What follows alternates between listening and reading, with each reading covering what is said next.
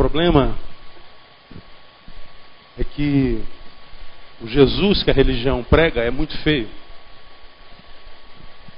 O problema da mensagem são os mensageiros. Quando a gente olha para o Jesus da religião, para o Deus da religião, a nossa tendência, se a gente tem um mínimo de raciocínio, é não crer na existência dele. E eu não vou nem pregar para não estragar a peça. Mas eu vou dar uma impressão sobre ela. Eu entendo o ateu. Entendo. Um ateu como um filósofo prussiano chamado Friedrich Nietzsche. Já falei sobre ele aqui. Queria desafiar você a ouvir uma mensagem lá no site, que foi pregada em 2004, 2005, que eu preguei Jó versus Nietzsche. Nietzsche foi filho de um pastor luterano, protestante. Mas a despeito de ser pastor, pregava a palavra desse Jesus, que quase nos escandaliza, né? Gari, Jesus Gari. Um pregador da palavra gerou um filho chamado Friedrich Nietzsche. Mas a despeito de ser pastor, teve uma família doente, casamento arrebentado, mentiroso. O pai de Nietzsche, quando chegava na igreja, e ele já não era marido da mulher há muitos anos e vice-versa, quando chegava a 50, 30 metros da igreja, pegava na mão da esposa e dizia para ela se transformar no seu cartão de visita. Agora você, minha esposa, transforme-se no meu cartão de visita, para que as minhas ovelhas olhem para você e imaginem que nós somos felizes. Nietzsche cresceu vendo isso e viu que a religião e o Deus da religião do pai dele destruiu a família dele, fez da mãe dele a mulher mais infeliz que ele já conheceu. E o Deus da religião do pai dele roubou dele o seu pai e a sua mãe. Nietzsche cresceu revoltado com a religião. Revoltado com Deus e revoltado com o Deus da religião, ele passou a descrer: se esse Deus é como o Deus do meu pai, é como o Deus da religião do meu pai, esse Deus não é Deus, esse Deus é diabo. Porque só um diabo transforma uma família no que transformou a minha família. Só um diabo rouba o pai de um filho. Só o diabo separa o marido e uma mulher e os mata antes da morte chegar, como eu costumo dizer. Só o diabo faz isso. Nietzsche se tornou de tal forma inimigo de Deus, foi um dos filósofos mais brilhantes, que para zombar da religião e desse Deus, ele saiu uma vez na praça, quem sabe uma praça como essa, uma lamparina, você conhece essa história? Ao meio-dia, gritando como louco: alguém viu Deus? Deus, eu estou procurando Deus, alguém viu Deus? Onde está Deus? Alguém viu Deus? Todos riam dele, como nós rimos aqui dessa peça na praça. Eles fazendo de cômico: alguém viu Deus? Alguém viu Deus? Ninguém nada, todo mundo ria dele. Ele parou no meio da praça e disse assim: Deus está morto, nós o matamos. Isso celebrizou Nietzsche. Se eu pudesse sugerir a você, leia um livro chamado Quando Nietzsche Chorou. Deus para Nietzsche estava morto. Nietzsche acabou louco numa cadeira numa camisa de força. Mas eu não acredito que ele enlouqueceu só porque ele não encontrou Deus, não. Ele enlouqueceu porque ele não encontrou nada.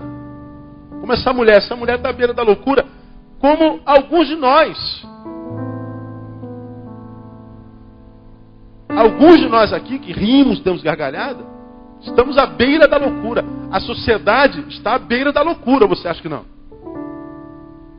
Você acha que está tudo em ordem, está tudo normal, do jeito que a gente está vendo a nossa vida se transformar. Nietzsche disse: Deus está morto. Eu comparei Nietzsche com Jó. Jó também perdeu tudo, mas ele disse uma coisa diferente de Nietzsche. Ele disse: eu sei que o meu Redentor vive. Nietzsche disse: Deus está morto. Jó disse: o meu Redentor vive. E a gente sabe que Jó perdeu tudo na vida, Deus o restituiu 4 vezes mais. Porque ele achou o Redentor. A diferença é que no tempo de Jó não tinha tanta religião como agora. No tempo de Jó não tinha tanta igreja como agora. Não tinha tantas ramificações de religião que diz que nos leva a Deus como agora. No tempo de Jó não tinha nem cristianismo. Esse, por exemplo, que a gente vive no Brasil, que eu falo tanto, somos o maior país cristão do mundo, mas a despeito de sermos o maior país cristão do mundo, somos uma das piores qualidades de vida do planeta. O cristianismo do Brasil não ajuda na qualidade de vida do brasileiro. É uma falácia.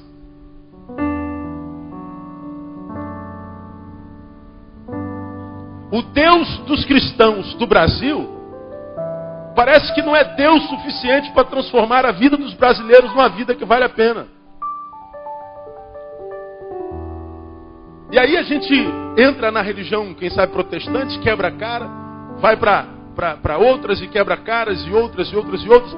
E a gente roda tanto, não acha Deus em lugar nenhum, diz Deus não existe. Então o ateu tem razão de pensar como ele pensa. Há sentido na não fé. Há sentido. Não estou falando que é correto, mas há sentido. Porque não por causa de Deus, mas por causa do Deus que a religião apresenta. Por causa do Deus que a gente, como igreja, apresenta. O Deus da igreja é muito feio. A gente só não tem coragem de falar. Você liga a televisão e diz assim, ó, isso aí que é o povo de Deus, para eu achar Deus tem que transformar nessa gente. Aí tem, então eu abro mão de Deus. Porque ser igual a essa gente eu não quero.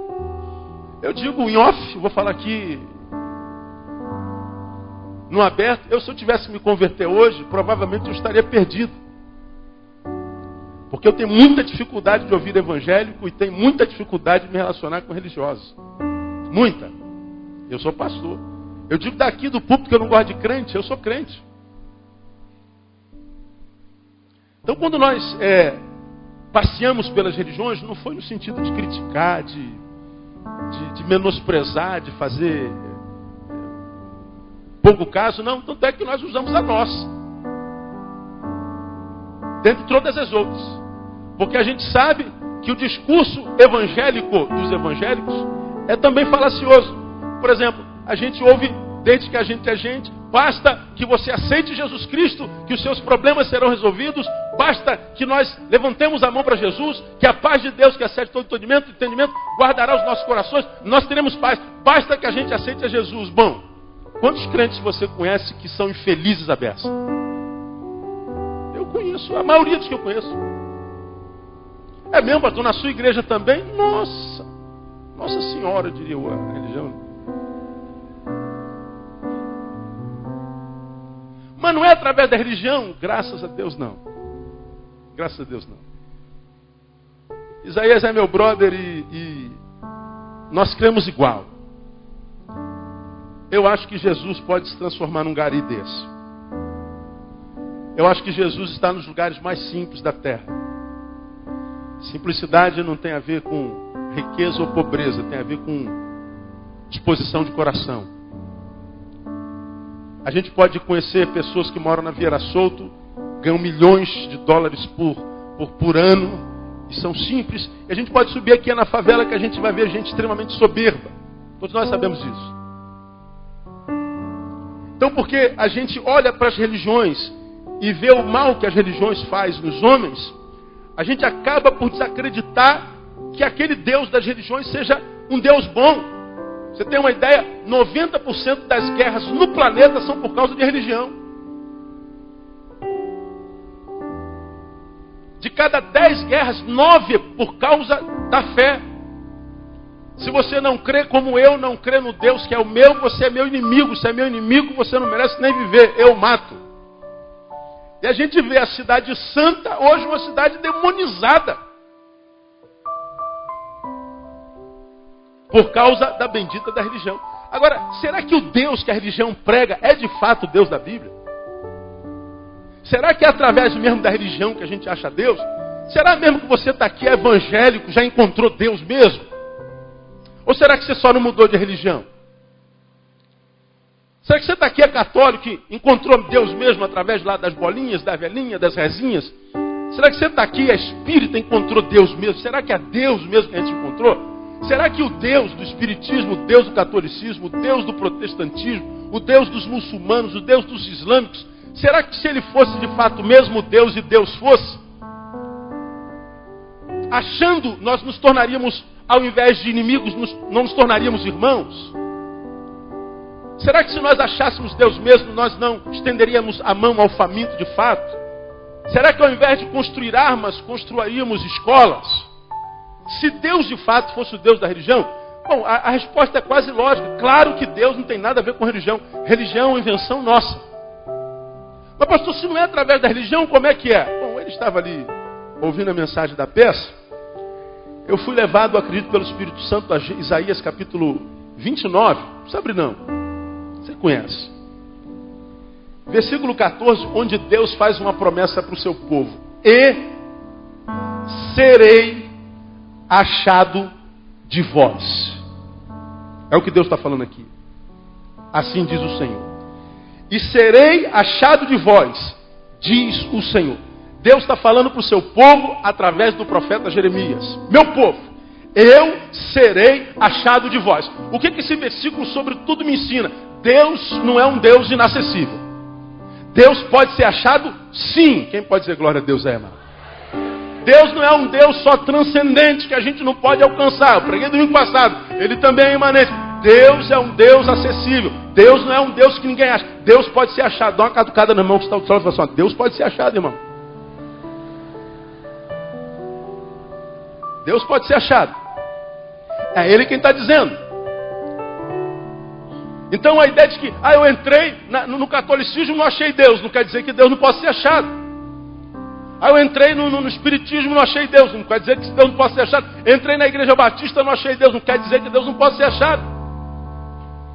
Porque por acaso eu sou batista e nós também, mas Deus não, graças a Deus. Você pode ser pentecostal, católico, sei lá o quê. Que bom, Deus te abençoe, mas Deus não é. Deus não cabe dentro dessa caixinha que nós inventamos. Deus transcende essa porcaria toda aí. Que nos separa, que nos divide. Que transforma a gente em inimigos e não em amigos. Mas o texto está dizendo que Deus pode ser achado. Isso no versículo 14 de 29 de Jeremias. Mas no 13, no versículo anterior, ele diz uma palavra muito interessante. Já preguei sobre isso aqui, você vai lembrar disso. Ele diz assim, ó: buscar-me-eis e me achareis, quando me buscardes de todo o vosso coração. Palavra de Deus. Buscar-me-eis e me achareis.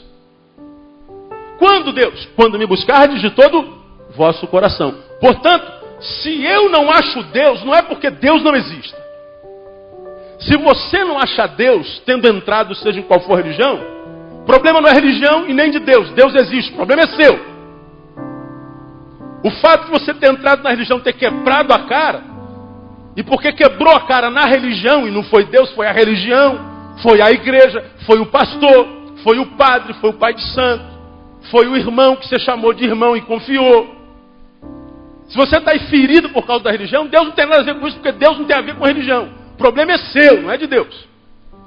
Só que como nós entendemos que Deus é o Deus da religião, porque a religião nos machucou, foi Deus que me machucou. Se Deus me machuca, não é Deus, é diabo. Deus não existe. E a gente vê o ateísmo tomando o coração daqueles que têm fome de Deus, mas não reconhecem mais isso. Por quê? Porque buscaram a Deus, não tiveram experiências com Ele, julgam que Deus não existe. Dentro da nossa igreja tem alguns.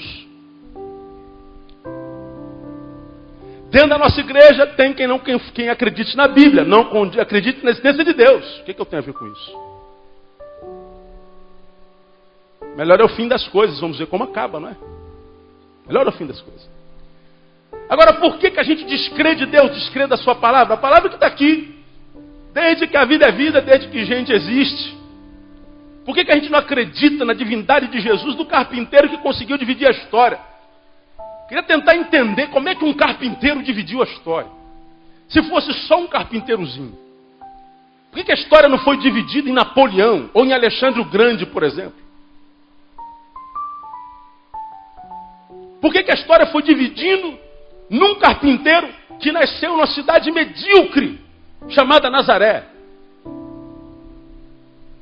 Como pode um livro como esse idiotado ou idiotizado pelos que se julgam sábios, passar por tantas gerações sendo tão combatido, ridicularizado, mediocrizado, tão deturpado. Mas esse bendito desse livro de capa preta vai passando tudo, vai passando geração, vão passando os sábios, vão passando as teorias, vão passando-se os filmes que o mediocrizam, que tiram dele a sua divindade, e a Bíblia continua transformando vidas. Quer ver quantas vidas foram transformadas pela palavra aqui, ó? Olha aí, isso é a palavra de Deus. Como é que pode um carpinteiro idiota mudar a história? Um simples carpinteiro, filho de uma mãe solteira. Como é que pode um cara desse dividir a história? Mas não, a gente prefere não crer. Por quê? Porque nós nos aproximamos dele só que na intimidade do nosso quarto, do nosso ser, porque todo mundo tem esse vazio que essa mulher mostrou aqui. Eu tive, você teve, ou você tem. Todo ser humano passa por isso, está escrito na Bíblia Sagrada lá em Eclesiastes. Deus colocou dentro de nós a ideia da eternidade. Só que quando a gente se aproxima da religião, decepciona-se com ela, e então a gente acha que Deus não existe. E aí você vai viver a sua vida de malandro, né? De garotão, como esse aqui. Vê se acha um pedrão. Ou uma pedrona.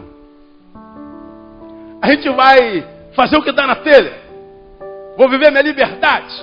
Ninguém me bote cabresto. Quero ser livre. Eu quero cheirar todas, eu quero beber todas, eu quero comer todas, eu quero todas. Aí você vai bebendo, comendo e cheirando. Aí depois quer parar de beber, de comer, de cheirar, não consegue, está escravizado pela liberdade. E aí a agonia aumenta mais. E aí você busca a Deus da tua forma. Deus, se tu existes, dá um sinal. Deus não dá sinal nenhum e a tua angústia aumenta. Porque se Deus existisse, Ele daria um sinal, teria pena de mim. Deus não tem pena de ninguém, irmão. Que Deus tenha misericórdia. Deus nos abençoou com livre-arbítrio e disse: você pode fazer o que você quiser com a tua vida, até destruí-la. Agora você só vai ter vida quando você entender o verdadeiro sentido da liberdade. Liberdade, já preguei aqui, não é o fazer o que se quer, é não fazer o que não quer. Isso é liberdade. Somos livres para beber, cheirar, comer. Mas porque somos verdadeiramente livres, nem bebemos, nem cheiramos, nem comemos. Entregamos nossa vida para Deus, não o Deus da religião. Porque esse Deus é factível, esse Deus é acessível, esse Deus não é inatingível. Esse Deus está dizendo: eu serei achado por vós, buscar-me-eis e me achareis. Como esta mulher teve essa experiência com Deus, não foi através da religião. Deus está dizendo: você também pode me buscar. Qual igreja que eu vou? Não precisa nem igreja. Ele diz assim: buscar-me-eis e me achareis quando me buscardes de todo o vosso coração. O nosso problema é coronário espiritual. Bom, quando eu falo desse versículo, não posso deixar de contar mais uma vez aquela experiência do mestre com o discípulo à beira do rio, que você que é membro de uma igreja já ouviu 708 vezes. Mas Deus trouxe alguém aqui para ouvir esse negócio mais uma vez. O mestre estava sentado numa pedra. Lembra disso? Na beira de um rio. O discípulo sentou aos pés desse mestre. Imagina aquele mestre lá no Oriente, filosofal, conversando com o seu discípulo. E o discípulo diz: mestre, como eu faço para achar Deus? O mestre olhou para o discípulo, sem dizer uma palavra, fez o quê? Jogou o discípulo dentro do rio. E o discípulo afundou. Quando o discípulo veio à beira do rio para sair de dentro d'água, quando ele ia sair, o mestre pega a sua mão e o afunda dentro d'água e segura a sua cabeça no fundo do rio. E segura. E o discípulo se bate, querendo vir à tona, respirar. E o mestre impiedosamente segura. Quando o discípulo já não está aguentando mais, parando de respirar, o mestre então solta a sua cabeça e o discípulo vem à tona e dá aquela respirada salvadora. Quando ele dá aquela respirada salvadora, o mestre pega a sua cabeça de novo e afunda de novo no rio. E segura. E ele bate estarrecido, escandalizado e totalmente contrariado. Ele sufoca o mestre, segura, até que o mestre solta a sua cabeça a segunda vez. E ele então vem e dá aquela segunda respirada salvadora. Quando ele dá aquela respirada salvadora, o mestre pela terceira vez afunda a cabeça dele de novo no rio. E segura. E o discípulo quase sucumbindo. Vê o mestre soltando a cabeça dele. Ele vem à tona, exausto. E o mestre senta. E ele vem arrastando, saindo d'água, exausto, exaurido, acabado. Deita aos pés do mestre, inconformado, indignado, decepcionado. Porque não sabia o que estava acontecendo. E ele diz: mestre, tu quase me afogas porque eu te fiz uma pergunta. Tu quase me matas porque eu te perguntei como eu posso encontrar Deus. E o mestre olha para ele e diz: meu filho, você só vai encontrar Deus quando desejá-lo tanto quanto desejou o ar para respirar agora.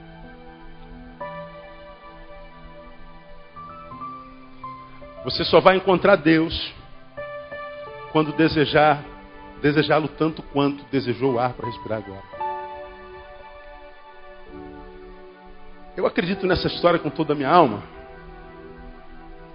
Por isso eu não acredito que todos os religiosos encontraram Deus.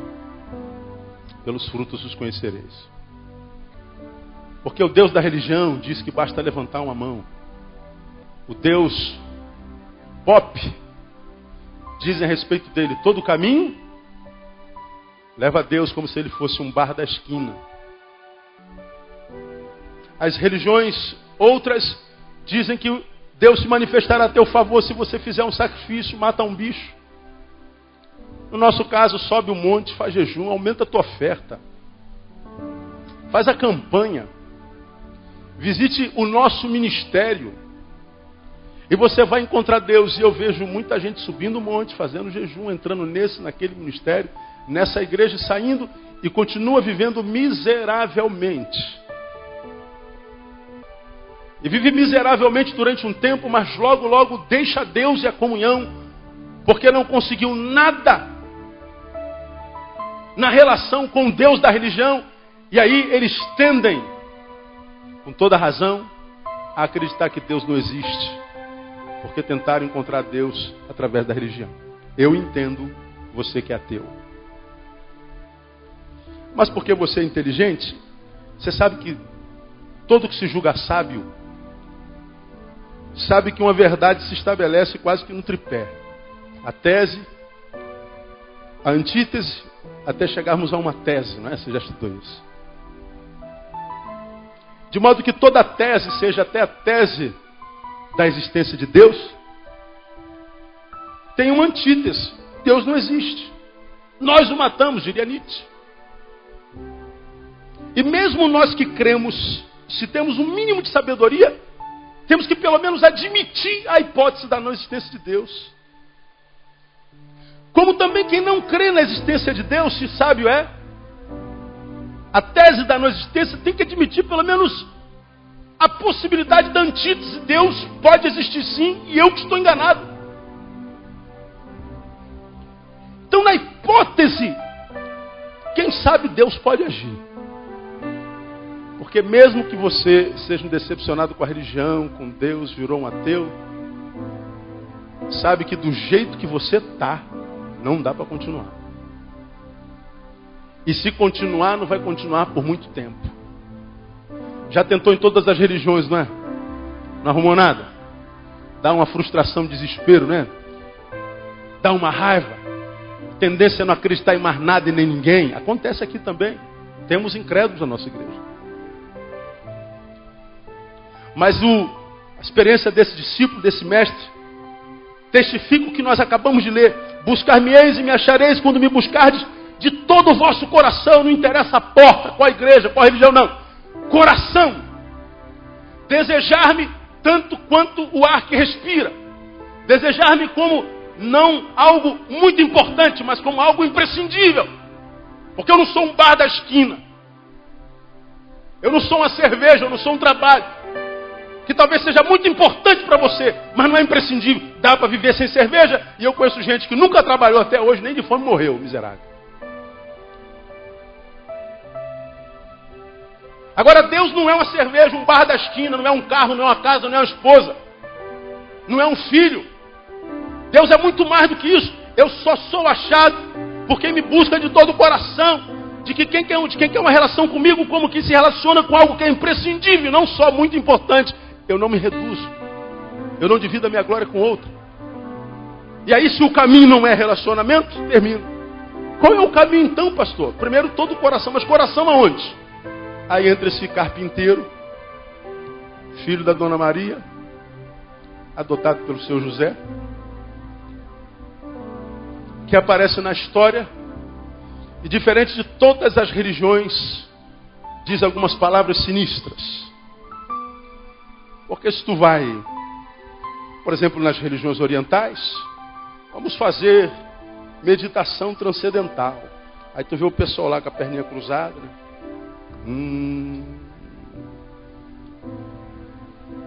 Vamos para as religiões afro, sacrifique.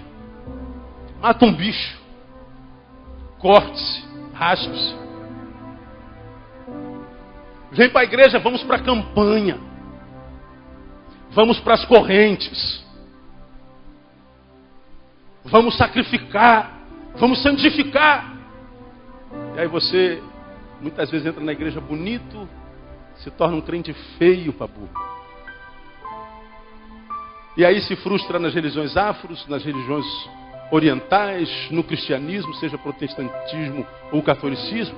E você diz, Deus não existe. Deus existe. E está todo aí para você.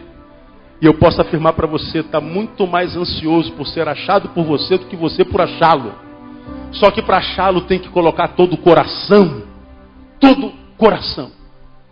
Todo coração. Aparece o carpinteiro, diferente das religiões, diz assim, vocês querem achar Deus? Pois bem, eu sou o caminho, eu sou a verdade e eu sou a vida. Ninguém vem ao Pai senão por mim. Não meditação, não sacrifício, não campanha, jejum, não. Vem o carpinteiro e diz, eu sou o caminho. Vem o carpinteiro e diz, eu sou a porta. Vem o carpinteiro e diz, eu sou o pão da vida. Vem o carpinteiro e diz, eu sou a água da vida. Quem beber dessa água, nunca mais terá sede. Está com sede, irmão? Está com sede? Bebeu água? Água é o carpinteiro. O carpinteiro vem e diz, eu e o Pai somos um. Vem a palavra do carpinteiro e diz, em nenhum outro há salvação, porque também debaixo do céu nenhum outro nome há dado entre os homens, pelo qual devamos ser salvos. Está falando de Jesus. Aí você pega esse Jesus que você acha que foi só um carpinteiro, e pensa comigo como eu já ministrei aqui. Ou esse cara era um megalomaníaco, doido, doido varrido, ou Jesus era um retardado completo, para dizer, eu e o Pai somos um. Eu sou o pão da vida, quem comer desse pão nunca mais terá fome. Eu sou a água da vida, quem beber dessa água nunca mais terá sede. Eu sou o caminho. Está perdido? Eu sou o caminho. Está procurando a verdade? Eu sou a verdade. Está a fim de viver? Eu sou a vida. Ou esse cara é louco, desenfreado, ou ele está dizendo a verdade. Você pode não acreditar que ele esteja dizendo a verdade. Tem coragem de dizer que ele é louco? Não, né? Meu irmão, nossa proposta de hoje, 8h28, terminou o nosso horário. É para que você saia daqui sem religião. Mas que saia daqui num caminho que é Jesus. Todas as buscas acabam quando nós encontramos a Ele. E nem sempre nós o encontramos dentro da igreja. Nós não vimos a igreja porque dependemos da igreja. Nós vimos a igreja porque temos prazer na comunhão. Nós dependemos de Jesus. E como eu imagino que Jesus não joga a conversa fora, sua palavra nunca volta vazia, eu queria encerrar essa programação, essa reunião, cantando uma música. E durante o cântico dessa música, eu queria dar oportunidade a você que está aqui, dizendo assim: pastor, eu estou à procura. Eu não tenho nada a ver com isso. Eu já achei. Deus sabe da vida de cada um de nós, se nós achamos mesmos ou não. Se você achou ou não, não faço a menor ideia. Mas se Deus colocou essa palavra encenada para nós nessa noite, quando Deus libera uma mensagem, Ele antes traz alguém para ouvir. Porque a sua palavra diz que a sua palavra nunca volta vazia. E eu acredito que Deus, no meio de uma multidão como essa aqui, igreja super hiperlotada, Deus possa ter trazido uma única pessoa perdida, que já buscou em todo canto, mas nunca lhe falaram que precisa ver todo o coração. Nunca lhe disseram que não é através da religião, é através de Jesus, de fato e de verdade. Desse Jesus que se manifesta na simplicidade. De um Jesus que se manifesta na sua criação, nas suas criaturas, mas que nem sempre passa por dentro daquilo que nós chamamos de suas igrejas. Esquisito isso, né? Mas eu creio nisso com toda a minha alma. Há uma canção que diz: sei que estás aqui. E enquanto nós cantamos essa canção, eu queria que você cantasse comigo, porque Ele está aqui. Você sabe disso, amém ou não? Desde o início desse culto. Colhendo as lágrimas do teu coração, dos teus olhos, te fazendo suportar as dúvidas que você tem, para as quais não tem respostas, entendendo a tua crise de fé porque você não coube dentro da igreja, entendendo a tua semelhança com Nietzsche, porque eu creio que Deus entendeu Nietzsche, que quando Nietzsche saiu pela rua dizendo: ah, Deus está morto, eu acredito que Deus, na sua sapiência, na sua sabedoria, entendeu o que Nietzsche estava querendo dizer. Ele entendeu que Nietzsche não estava querendo zombar dele. Nietzsche estava dizendo: eu quero tanto encontrá-lo, mas não consigo, então me rebelo contra ti. Mas a rebelião de Nietzsche não era contra o Deus da palavra, o Deus do céu, era contra o Deus da igreja. De modo que no desespero de não achar Deus pela igreja, eu acredito que Nietzsche achou Deus na sua misericórdia. Acredito mesmo. Acredito. Como acredito que você pode achar Deus hoje se quiser. Vamos ficar em pé? Eu sei que para alguns de vocês isso aqui não quer dizer nada.